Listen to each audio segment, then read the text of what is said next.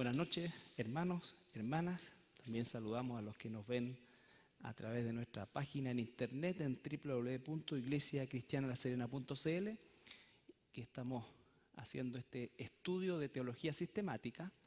Y la semana pasada ya empezamos con el tercer capítulo o módulo de esta teología sistemática. Recuerden que el primero fue la Biblia, la palabra de Dios. El segundo es la doctrina de Dios, donde hicimos un énfasis en el tema de la Trinidad, ¿ya? En el tema de la Trinidad. Y continuamos con la doctrina del hombre. Recuerde que todo esto nos está encaminando hacia la doctrina de la iglesia, pero para poder asimilar bien lo que es la iglesia, necesitamos nosotros conocer cómo es que Dios nos revela a nosotros mismos quiénes somos, cómo fuimos hechos, ¿no es cierto? Y por supuesto también trataremos la doctrina de la muerte, la doctrina de la vida eterna y todo lo que eso implica en relación a nosotros como seres humanos. Les recuerdo que este estudio, por supuesto que tiene un buen grado de profundidad y creo que es importante para nosotros por el hecho de que nos permite ir más allá, espero, de leer la Biblia y poder estudiar la Biblia. Entonces hacemos un énfasis bien marcado en los idiomas originales, no por una cosa de erudición, sino por una necesidad de conocer las raíces de palabras que son sumamente importantes y que, dadas las traducciones, ¿no es cierto?, en toda traducción se pierde siempre algo del sentido original, pero a veces en las versiones de una misma traducción en español, eso se pierde y se diluye un poco más, porque en el afán de acercar idiomáticamente la Biblia a las personas, lo cual está muy bueno, y con esto no quiero decir que las versiones modernas sean malas, no, simplemente que nosotros debiéramos, para hacer un estudio bíblico, es quedarnos con una versión, aunque ustedes pueden recibir consejo de usar muchas versiones, muchas versiones de una traducción. Yo creo que es mejor quedarse con una versión y tener por lo menos una interlineal con los idiomas originales, porque eso es lo que nos va a permitir tener la realidad de la temática.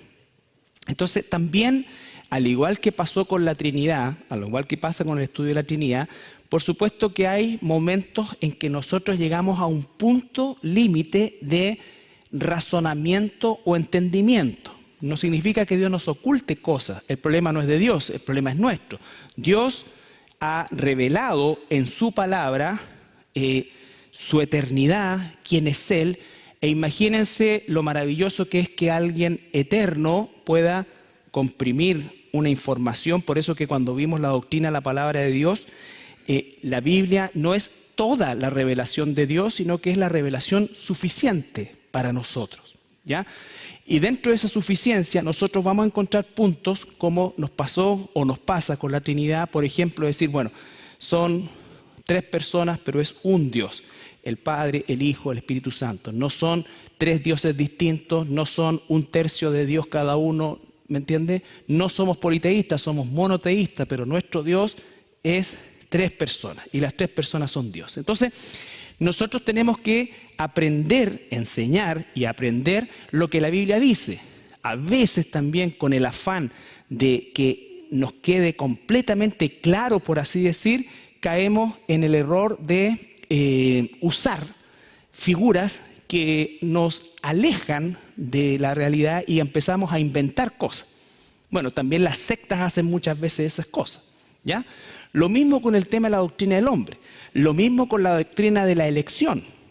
Todas estas doctrinas que hemos ido aprendiendo a lo largo del tiempo, por supuesto que nos son expuestas, nos son explicadas y nosotros vamos a entender hasta el punto que la Biblia nos revela, ¿ya? En cuanto a la doctrina del hombre, ya entrando en materia, solamente un breve repaso. Nosotros partimos diciendo que como cristianos, como hijos de Dios, para nosotros la única forma de explicar la existencia del ser humano y de todo lo que existe es por medio de el efecto creador de nuestro Dios. No hay, o un cristiano no da o no debe dar lugar a ningún tipo de mezcla con, por ejemplo, durante la década del 80 surgió como al parecer una solución para hacer encajar parte de la evolución con la creación. Entonces se habló de la evolución teísta. No sé si ustedes escucharon alguna vez de eso, pero era una evolución controlada por Dios y una cosa, pero al final nosotros como cristianos no adscribimos a nada de eso. Dios nos hizo y Dios hizo todo. Y cuando abrimos la Biblia, el primer versículo dice, ¿no es cierto? Bereshit bara Elohim hashamaim bet eretz. Recuerden, Bereshit no solamente significa en el principio, sino que significa cuando no existía el tiempo cronológico, Dios partió, ¿no es cierto? ¿Por qué? Porque Dios es eterno, no tiene principio, no tiene fin. Algo infinito tiene principio, pero no tiene fin. Quizás eso pudiéramos nosotros en algún momento entender un poco mejor, pero no podemos asimilar, porque no es parte de nuestra experiencia humana, el concepto eterno de que algo no tenga principio y no tenga fin. Entonces, en ese contexto, ¿no es cierto?, en un momento hablemos en términos metafóricos de la historia de Dios, Él inicia el tiempo, ¿ya? Entonces, cuando no había tiempo, Bará es una palabra también que se ocupa solamente 2 veces en todo el Antiguo Testamento y en toda la Biblia, porque es la creación que se le llama en el latín ex nihilo, o sea, de la nada. Dios creó de la nada, ¿ya?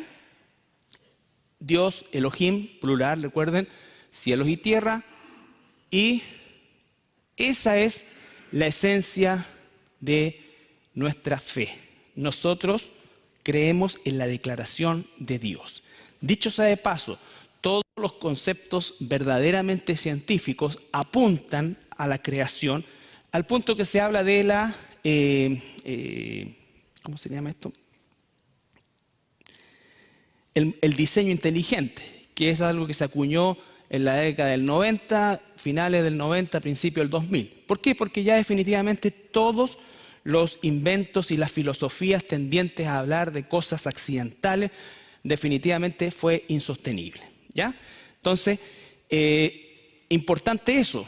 Piensen ustedes que cuando Darwin hizo sus descripciones visuales, ni siquiera se conocía el ADN, ¿ya? Nada de eso. Entonces, cuando se inventa el microscopio electrónico y se comienza a hacer un estudio de la célula ya en su interior y en definitiva todo eso lo que significa, obviamente, si Darwin hubiese tenido esa tecnología actual, jamás se habría atrevido a describir lo que describió, ¿ya? Pero recuerden que detrás de todo eso hay un fondo ateo y una serie de otras cosas que son propias más bien de un concepto filosófico y no científico, ¿ya?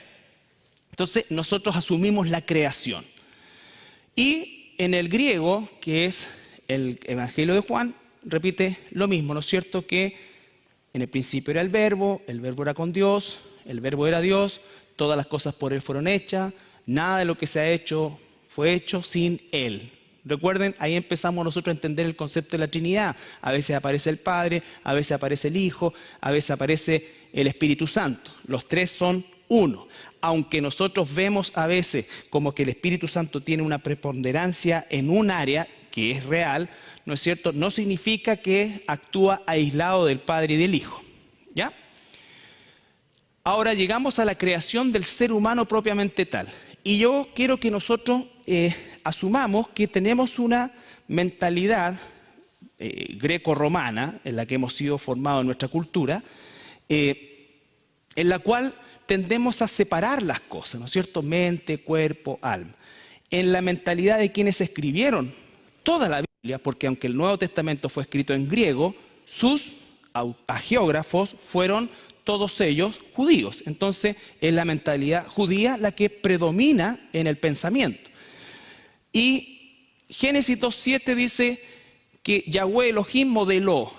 Ahí ya no se usa la palabra bará, sino que modeló, es decir, a partir de una, llamémosle así, materia prima existente, Dios moldea al ser humano y lo moldea de la adama o tierra o barro rojizo.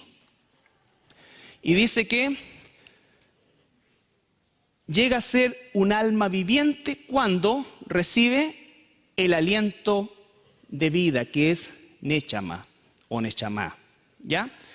Esto, hermanos, es más sencillo de lo que puede parecer. Usted cuando habla de alma, no está hablando de algo aparte de nosotros. Nosotros no tenemos un alma, nosotros somos un alma. ¿Ya? Y esa alma se divide en una parte física y otra no física. ¿Ok? Eso es. No nos separamos, no nos podemos separar. ¿Ya? En el mundo griego, en el cual nosotros somos predominantemente formados como cultura, existía esta separación, al punto de que los griegos decían que todo lo material era malo. Por eso es que ellos daban rienda suelta a su cuerpo, porque en el fondo la idea era destruir el cuerpo y había que destruirlo por medio de todo lo que fuera prohibido, entre paréntesis. Pero que como era el cuerpo no había problema, porque el alma no pecaba, el que pecaba era el cuerpo. ¿Ya? Entonces, cuando nosotros llegamos a este punto, vemos que no es así, porque el cuerpo físico hecho del barro tiene también una parte no física, que lo vamos a ver la próxima semana, que es la imagen de Elohim, de Dios. A eso se le llamó Nefesh. Más el aliento de vida, el soplo, entonces esta alma que está constituida por estas dos cosas llegó a ser un Nefesh viviente. Es como si nosotros tenemos, por ejemplo, un refrigerador. Nos vamos a comprar un refrigerador o cualquier aparato electrónico, pero como hace calor, un refrigerador. Y el refrigerador hace hielo solo, tiene un robot que sirve jugo. Todas esas prestaciones las da el refrigerador. Tiene una carcasa física que vemos nosotros, pero también tiene un computador adentro que realiza todas estas funciones. ¿Pero qué le falta al refrigerador para que funcione? Enchufarlo. Bueno, eso es el aliento de vida. No es el Espíritu Santo, es la vida. Quien sostiene la vida es Dios. Dios nos echó a andar. ¿Se entiende eso? Y como lo echó a andar en Adán, así como el pecado pasó a todos los hombres, así también el aliento de vida pasó a toda la humanidad. Pero eso, Adán, entre comillas, no necesitaba el Espíritu Santo porque Adán convivía con Dios. ¿Ya? Entonces, después vamos a hablar del nuevo nacimiento, pero eso es lo que significa alma viviente. Ahora, la palabra alma o la parte no espiritual puede recibir a veces el nombre de corazón incluso, ¿no es cierto? Dice el proverbio que uno tiene que cuidar su corazón porque de él mana la vida, ¿no es cierto? Sobre toda cosa guardada, guarda tu corazón. No se está refiriendo al órgano, que hay que cuidarlo igual, ¿no es cierto? Pero se está refiriendo a quién soy yo no físico, mi yo no físico, que es parte de esta alma viviente, ¿no es cierto? El Nuevo Testamento, por ejemplo, dice también, ¿de dónde salen todas las malas ideas y nada? Del corazón, ¿no es cierto? Es una forma también de llamarlo, pero se está refiriendo a la parte no física. Ahora, recuerden, corazón no es para nosotros con una mentalidad griega solamente sentimientos o emociones, es el todo, mi ser no físico, ¿ya? ¿Estamos claros hasta ahí? ¿Por qué vemos esto? Porque cuando veamos ahora la obra del Espíritu Santo, el Espíritu Santo sí, cuando viene a nosotros, hace tabernáculo en nosotros y Él va a empezar a tomar control de nosotros. Entonces, cuando hablamos de esas dos naturalezas, hablamos de el Espíritu Santo, que es la nueva criatura, con la naturaleza caída, que es la vieja criatura. Bueno, ¿sí?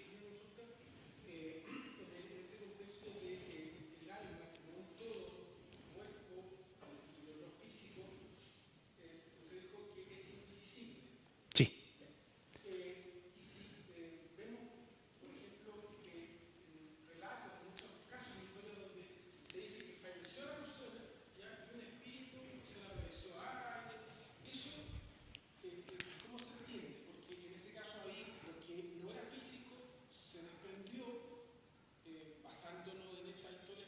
¿Pero alguien lo vio? O sea, si alguien ve algo no físico, está viendo un demonio que se disfrazó de tu abuelo, tu tío, tu hijo, no sé. Pero eso no existe, porque el alma, cuando lleguemos al punto de la muerte, que es la única vez que ocurre esta separación, el alma es no física. Por lo tanto, no puede tener ninguna apariencia visible a este ojo. ¿Me entiendes? Es real. El mundo espiritual existe y está aquí, pero no es visible a este órgano. ¿Ya? Ya vamos después a ver ejemplos en relación a eso. Pero lo que yo entiendo, y muchas veces las personas dicen, no, me vino a visitar, murió ayer y me vino a visitar y se vino a despedir de mí. Bueno, uno puede respetar los sentimientos y emociones, pero si somos teológicamente correctos, eso no es así. No es así desde el punto de vista de Dios. ¿Ya?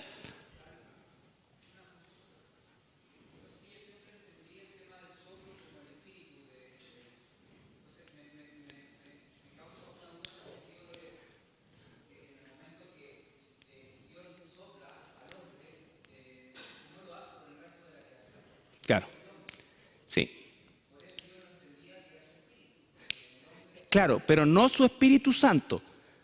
Porque cuando veamos la imagen y semejanza, por ejemplo, cuando me pidieron las personas que ven por internet que las preguntas las repitiera, pero en verdad les pido perdón, no las voy a repetir. Pues. O sea, después bajaremos un micrófono, ¿ya? Pero la pregunta que hace el hermano Decio en relación a espíritu, si la logro entender, el tema de lo que pasa es que nosotros, para espíritu, para alma, o sea, tenemos muchas palabras para una misma cosa, ¿ya? Pero lo que sopló ahí Dios fue la energía de vida, que es de Él. Por eso cuando uno muere, esa energía de vida vuelve a Él. Pero no se está refiriendo a mí, porque cuando yo muera, ¿no es cierto?, mi cuerpo se irá al polvo del cual fue tomado, mi alma se irá a la presencia del Señor y la energía de vida que sostenía esta unidad vuelve a Dios. ¿Ya? Ahora, cuando Dios crea, por ejemplo, los otros animales, ¿a quién le habla? Dijo Dios a la tierra produzca. Esas también son almas, porque también el resto de las criaturas tienen una parte física y una no física.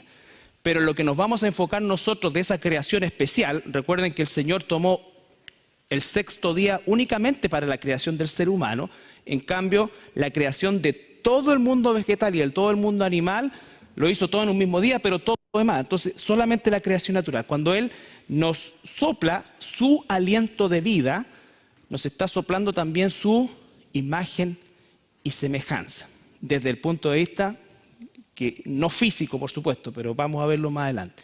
Entonces, ese es un tema que a veces se confunde, no es el caso de la pregunta tuya, pero a veces confunden y piensan que lo que sopló Dios en ese momento es el Espíritu Santo, y cuando Adán y Eva pecaron, ese soplo salió. No, Adán y Eva no recibieron el Espíritu Santo. Cuando Adán y Eva pecaron, lo que hicieron ellos fue arrancar a todo el género humano, representados en ellos, de nuestra fuente de vida, y por eso es que nuestro cuerpo físico perece. ¿Se entiende? Entonces, por eso es que nosotros ahora tenemos que nacer de nuevo, porque además el cuerpo físico que ya se desconectó, lo único que queda es que se siga deteriorando. Por eso el apóstol dice, cuando nacemos de nuevo, el exterior se va desgastando, pero el interior se va renovando. ¿Ya? Por ejemplo, si yo saco una planta de la tierra, lo hemos dicho varias veces, lo arranco, esa planta ya murió. Ahora, uno la puede poner en un florero y va a parecer que está viva, pero ya está muerta, porque la arranqué de la fuente de vida. Cuando Adán y Eva fueron arrancados de la fuente de vida, que es Dios, aparece la muerte. Y ellos nos traspasaron ese soplo, pero es como que nos pasan una carga, como una carga única, ¿ya? Que nos va a durar 20, 30, 40, 60 u 80 años, no sé. ¿Sí? Hay que irlo procesando, ¿ya? Por ejemplo, otras maneras de referirse al ser humano, al hombre. Corazón, ¿no es cierto? Pero lo que quiero que pensemos nosotros es la que se me perdió. Aquí estamos.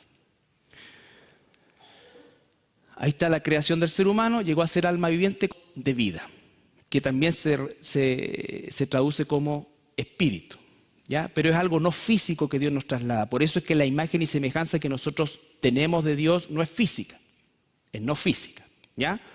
Aliento, espíritu, hálito, una serie de cosas así tienen que ver con este proceso. Ahora, el cuerpo físico hecho de barro, la parte no física hecha a imagen de Elohim, esa parte no física es lo que llamamos nosotros nefesh. La próxima semana vamos a ver bien qué es lo que significa la imagen. El aliento de vida, vamos a ver algunos ejemplos. Por Génesis 7:22. ¿Cómo es que el aliento de vida se va de alguien que muere?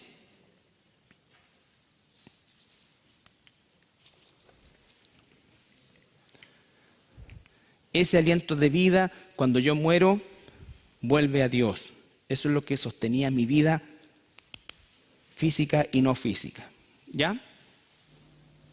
Génesis 7:22. Todo lo que tenía aliento de espíritu de vida en sus narices, todo lo que había en la tierra, murió. Otra vez, por favor. Todo lo que tenía aliento de espíritu de vida en sus narices, todo lo que había en la tierra, murió. Ahí está usando la palabra espíritu, aliento. Se está refiriendo a todo ser vivo, a toda alma viviente del mundo animal o seres humanos, ¿no es cierto? Murió, perdió ese aliento de vida. ¿Ya? Perdió su aliento de vida.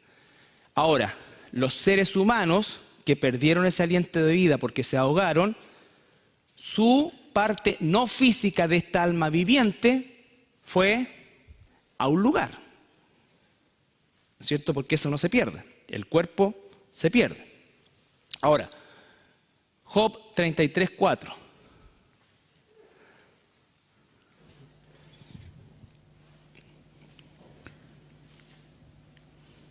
El Espíritu de Dios me hizo, y el soplo del Omnipotente me dio vida.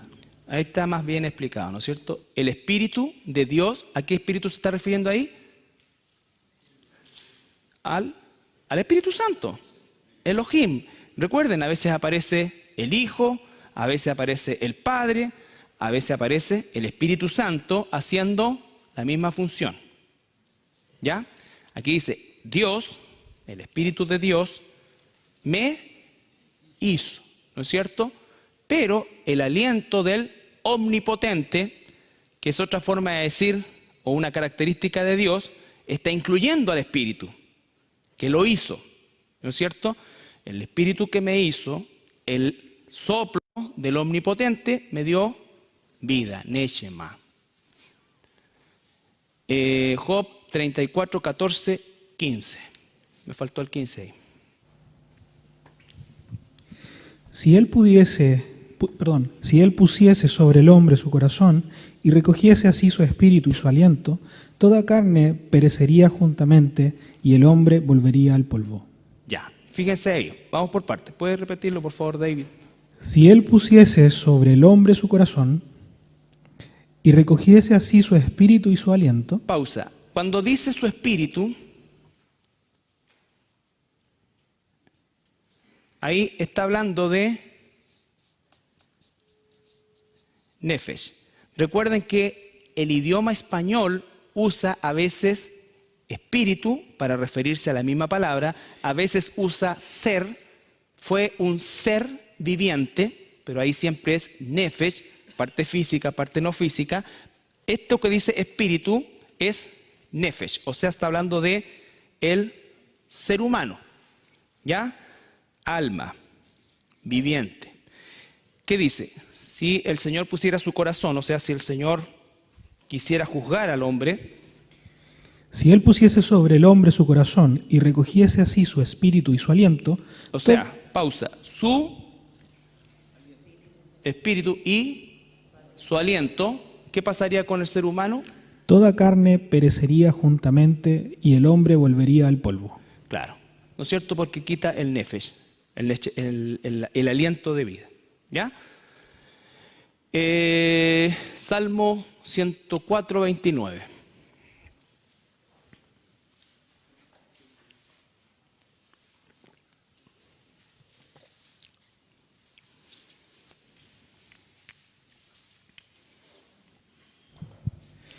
Escondes tu rostro, se turban, les quitas el hálito, dejan de ser y vuelven al polvo.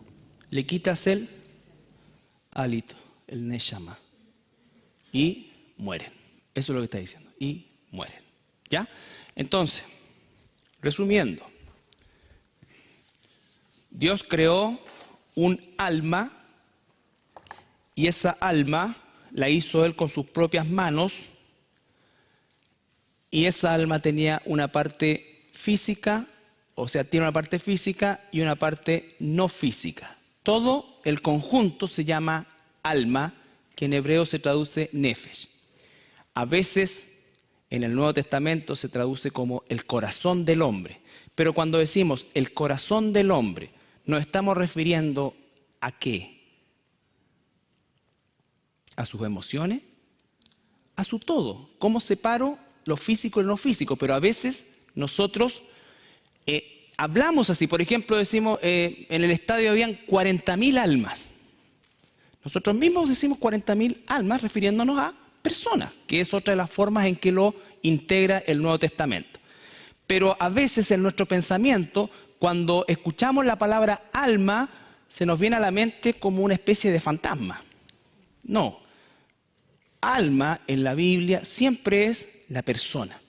Y esa persona está constituida de una parte física y una parte no física. La parte física va en decadencia y va a terminar pereciendo y va a volver al polvo el que fue tomada, pero la parte no física, si no es, ¿no es cierto?, rescatada por el Espíritu Santo, esa parte no física vivirá por la eternidad sin Dios o con Dios. ¿Ya? Por eso es que la resurrección implica necesariamente un cuerpo. Un cuerpo. ¿Ya? Porque siempre van juntos. Ya, esto. Nosotros consideramos que el ser humano es en dos partes, no en tres. Hay personas que enseñan que el ser humano está cuerpo, alma y espíritu. Pero cuando hablan de espíritu, se están refiriendo al aliento de vida. Y el aliento de vida es algo aparte del alma. Porque Adán empezó a vivir cuando recibió el impulso de vida. Otros piensan que la parte espiritual del ser humano es la que desarrolla para conectarse con Dios. Pero lo que dice la Biblia es que ningún ser humano tiene vida espiritual si no mora el Espíritu Santo en él. El ser humano tiene una necesidad en su parte no física, espiritual, pero solo es espiritual aquel que ha nacido de nuevo. ¿Ya?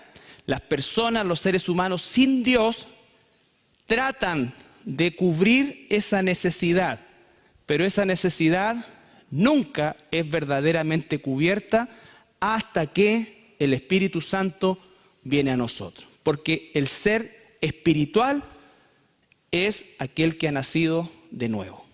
Cuando las personas dicen, esta persona es súper espiritual, ella no, si es mucho, es de misa, o es re espiritual, ella cultiva su parte espiritual. No existe tal cosa. ¿Por qué? Porque estamos muertos espiritualmente. Solamente se vive espiritualmente cuando hemos nacido de nuevo. Jesús se lo dijo a un hombre religioso. No se lo dijo a un ateo, no se lo dijo a alguien que no creía en Dios, y además un buen religioso. Le dijo a Nicodemo, tú tienes que nacer de nuevo. ¿Cómo? Porque estás muerto espiritualmente. Porque solamente existe vida espiritual cuando el Espíritu Santo mora en nosotros. Génesis 47, 18.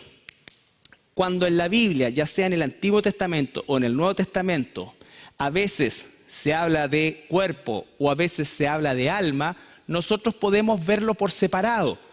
Pero en rigor, en la mente de Dios, siempre están juntos. Porque, por ejemplo, cuando dice el proverbio que Dios aborrece los pies presurosos al mal, ¿los pies se mandan solos? No. Y en el Nuevo Testamento, en Santiago, se describe mejor. Hay una concupiscencia, que es la parte no física, y finalmente hay una consumación, que es la parte física. ¿Ya? Génesis 47, 18. Vamos a ver algunos nomás, no se asusten. 47, 18. Acabado aquel año, vinieron a él el segundo año y le dijeron: no encubrimos a nuestro señor que el dinero ciertamente se ha acabado, también el ganado es ya de nuestro señor. Nada ha quedado delante de nuestro señor sino nuestros cuerpos y nuestra tierra. Lo que está diciendo ahí, recuerden que había tal escasez que ya habían vendido todo, ¿no es cierto? Por eso es que fueron a pedir ayuda a Egipto. Entonces ya vendieron todo, vendieron el ganado, vendieron todas las cosas. Entonces lo único que dice, quedan nuestros cuerpos, o sea, quedamos nosotros. ¿Cuál es la única solución que nos queda? Esclavizarnos. Pero obviamente cuando ellos se esclavizaran, no iban a esclavizar el puro cuerpo. Se esclavizaban en un todo, pero se usa cuerpo. Entonces tenemos que aprender a ver en unidad, en unidad. Es por eso que puse estos ejemplos. Deuteronomio 21, 23.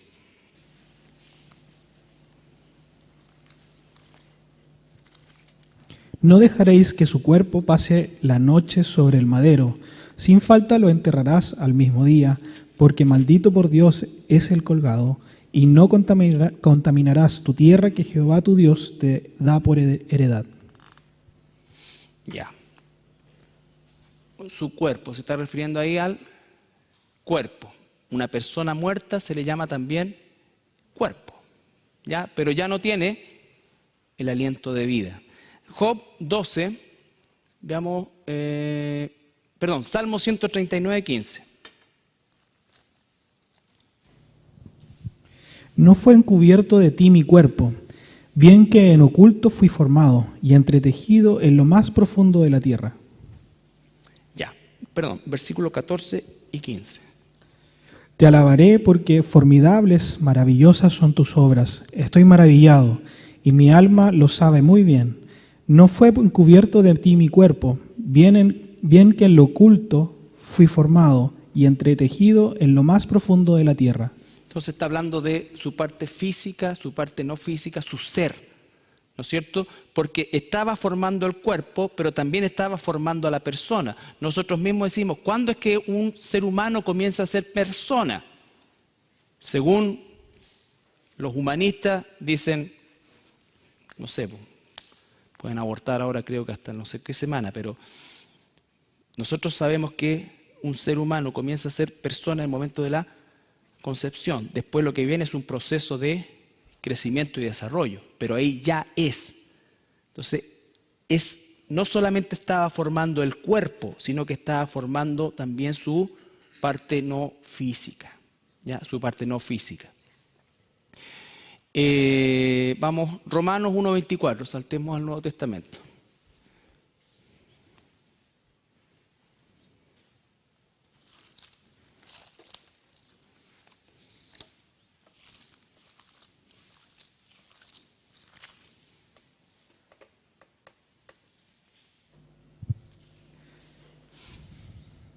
Por lo cual también Dios los entregó a la inmundicia en las concupiscencias de sus corazones, de modo que deshonraron entre sí sus propios cuerpos.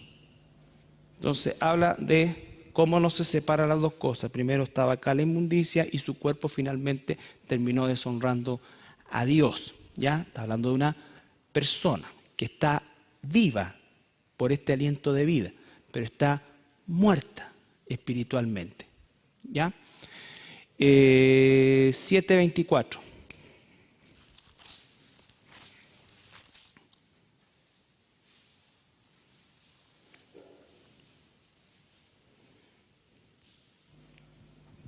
Aquí lo vamos a ver solito. Miserable de mí, ¿quién me librará de este cuerpo de muerte? ¿Quién me librará de este cuerpo de muerte? Pero él no está pensando como los griegos que el cuerpo es el que peca. Lo que está diciendo es ¿quién me librará de este cuerpo de muerte? Pero se está refiriendo a todo su ser, a todo su ser. A veces lo dice por separado, a veces lo dice como uno, pero Nosotros no debemos verlo por separado. Veamos Job 12:10, alma ahora. Job 12:10.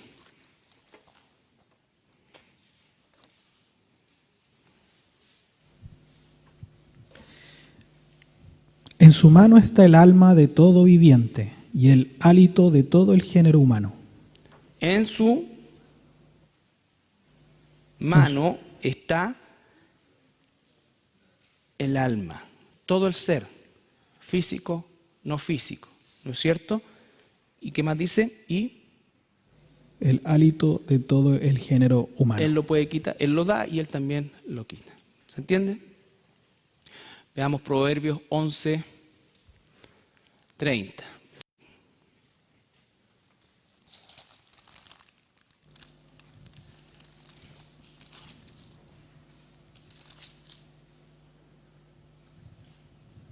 El fruto del justo es árbol de vida, y el que ama almas el que gana almas es sabio. El que gana almas, personas, ¿no es cierto? Personas. Eso se está refiriendo. Entonces, todos estos ejemplos que hemos visto, hay uno que es bueno, Ezequiel 3:19. Ezequiel 3:19. Aquí un tiempo.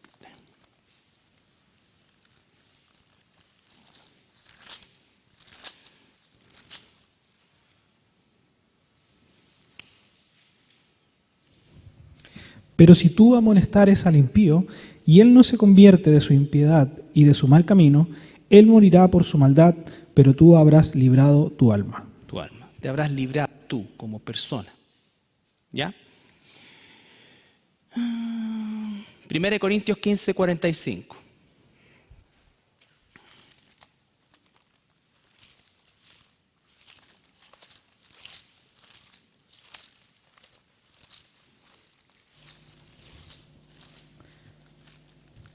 Así también está escrito: fue hecho el primer hombre Adán, alma viviente, el postrer Adán, espíritu vivificante. ¿Quién fue el segundo Adán? ¿Quién es el segundo Adán?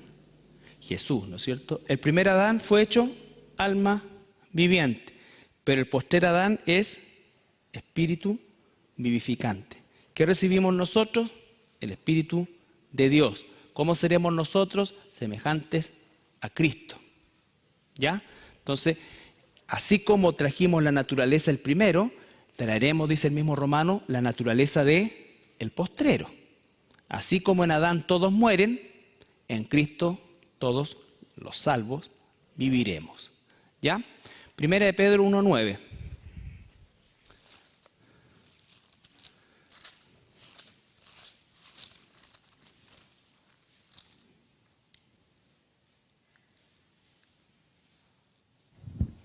Obteniendo el fin de vuestra fe, que es la salvación de vuestras almas. La salvación de vuestras almas. Somos salvados como un todo, como quienes somos. Aunque el cuerpo físico se pierde, pero nuestra identidad como persona no se pierde. ¿Ya? Entonces, lo que se salva es la persona. La persona. No solamente el concepto de alma como algo necesariamente... O sea, la persona como tal va a recibir un cuerpo glorificado. Seguiremos siendo, desde el punto de vista del ojo de Dios, una persona, pero con un cuerpo glorificado. ¿Ya? Ahí mismo, 1 Pedro 1:22.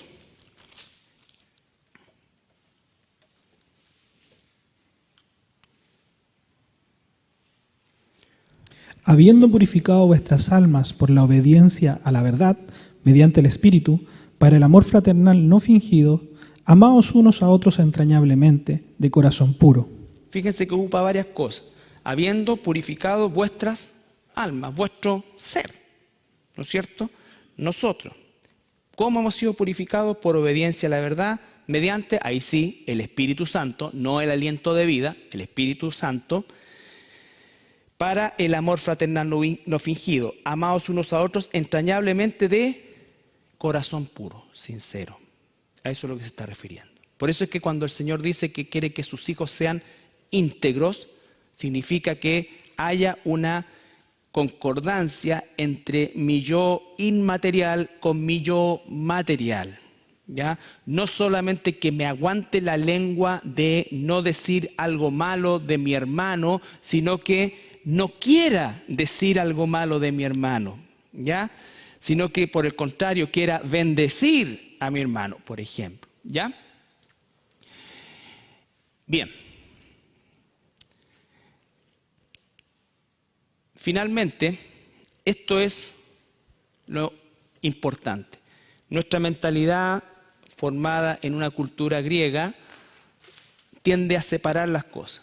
La idea es que nosotros no separemos las cosas, sino que entendamos que somos un alma viviente y ahora somos, además, alma viviente en la cual mora el Espíritu Santo. Pero estamos hablando solamente ahora del concepto de alma viviente. El ser humano no tiene un alma, el ser humano es un alma viviente.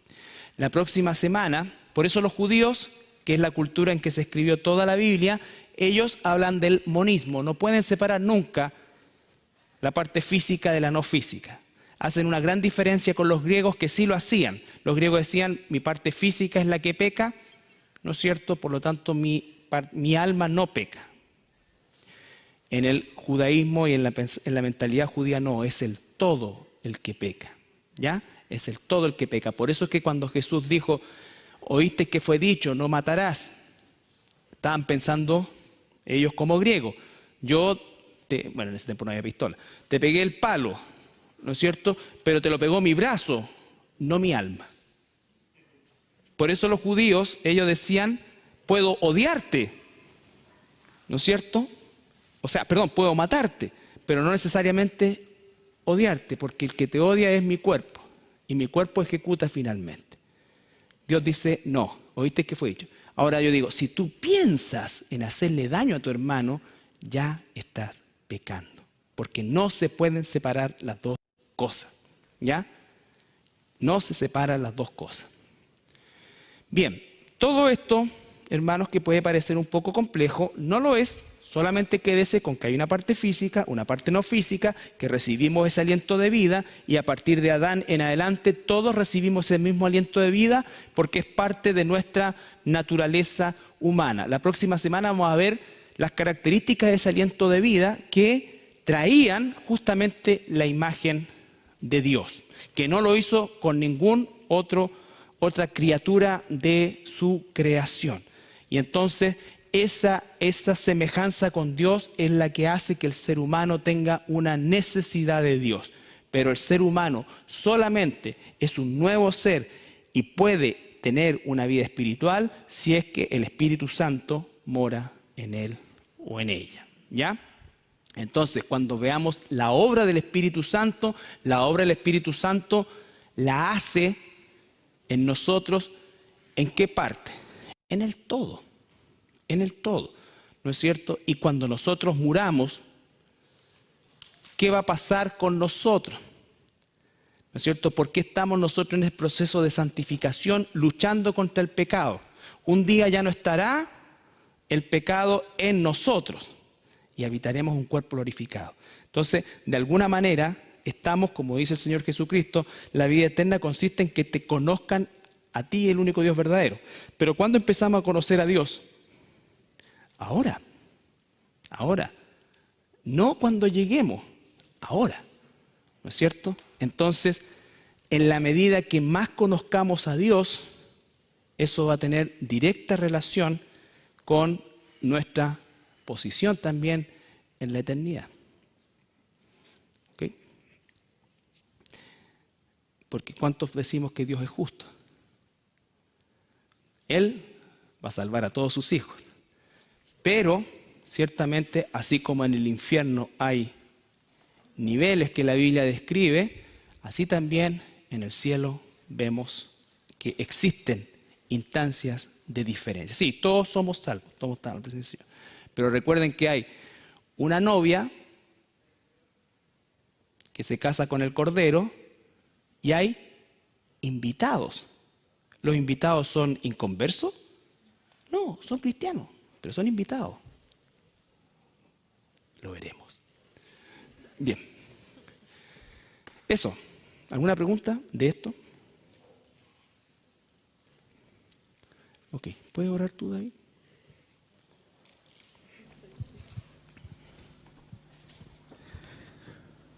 Padre Santo, te damos gracias por este día, gracias porque nos podemos reunir una vez más en tu iglesia, Señor. Gracias porque tú nos has conformado como parte de la iglesia, porque un día nos llamaste y a través de la gracia que tuvimos, Señor, y merecía a través de la muerte y resurrección de nuestro Señor Jesucristo, hoy día podemos ser llamados hijos tuyos, Señor. Te rogamos que a través del Espíritu Santo tú nos des discernimiento para comprender, para poder internalizar todas estas verdades que a través de tu palabra podemos leer y aprender.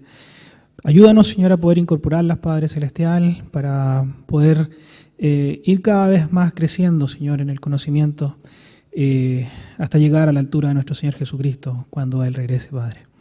Te agradecemos por nuestro pastor, te pedimos que tú le bendigas, te pedimos también por nuestro pastor Tadeo. Y te agradecemos, Señor, por cada una de las personas que también están a través de la transmisión online, siendo parte de este estudio bíblico. Te rogamos que tú les bendigas, que les permita, Señor, si es que tal vez les ha sido complicado conseguir una congregación, que tú les abras las puertas, Señor, para encontrar un lugar donde congregarse. Oramos, Señor, todo esto en el nombre de nuestro Señor Jesús. Amén.